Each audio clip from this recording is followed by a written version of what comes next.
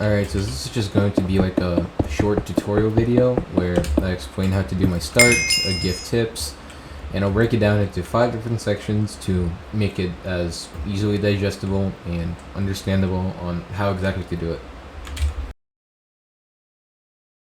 So first things first, right, we need to understand the principle of how it works. The start, the no setup start, includes pretty much 2 blocks before the base start block, right? So you would jump from this block over here. And what you would want to do is jump from maybe either a couple pixels before the center or the center of the block. Now this grass here makes it perfect to pretty much see where you're jumping, right? It's the perfect measure. And so you want to jump somewhere in this area of where my crosshair is right now, because anything else makes it pretty hard to recover. Now I will give tips on how to do it, but you are most likely to just slide off and fall into the void. So the first thing you want to try to learn is this is the first step, just jumping, turning, and placing a block. Jump, turn, place. You want to get used to this because this would be the most common way. This is the way you would do it the most, so it is better to get used to it and good at it.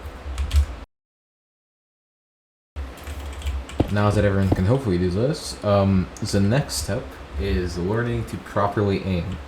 Now when doing this, you will need to aim at about -74, 75 to 77 degrees, as you can see I'm doing right here. You want to get used to this through doing this a lot of times and build up muscle memory, but you always want to stay in the range from about 74 to 77.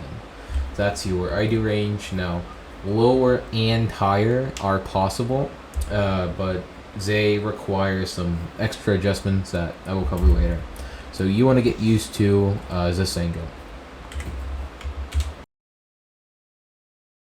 Alright, so now that you hopefully learned how to do a turn and have it aim at about 74, 75 degrees, you will now want to combine both part 1 and part 2 and execute something like this, right?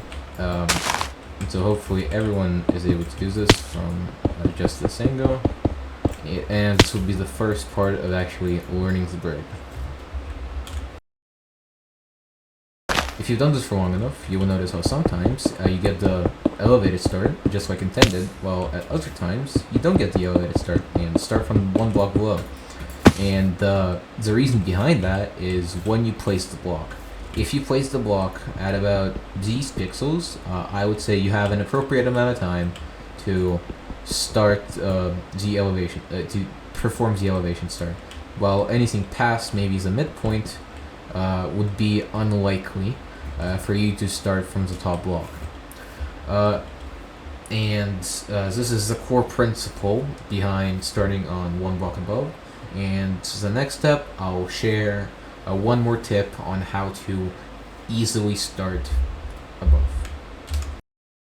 So the best tip I would give for you to first practice this, go in F3, and once you've placed your first block of elevation, you want to slowly move your mouse a couple degrees down, maybe 2 or 3. It's not a drastic change, but you can see it. When I bridge. It's a small shift that helps me quickly move my crosshair towards the end of this block. And the longer the crosshair stays on it, the more chances I will have of clicking this block instead of the block below, giving me an elevation start instead of the non-elevation start. So to summarize, you first want to do these simple turns to get used to the fact that you have to pre-jump into an instant bridge. Then get used to turning to exactly 75 to 77 degrees. After you've done that, just do trials where you don't try to bridge, you just hold the mouse button and let yourself walk off as you get more and more used to it. And then once you've mastered that, you can try the full bridge with was the slight adjustments and turns and jumps.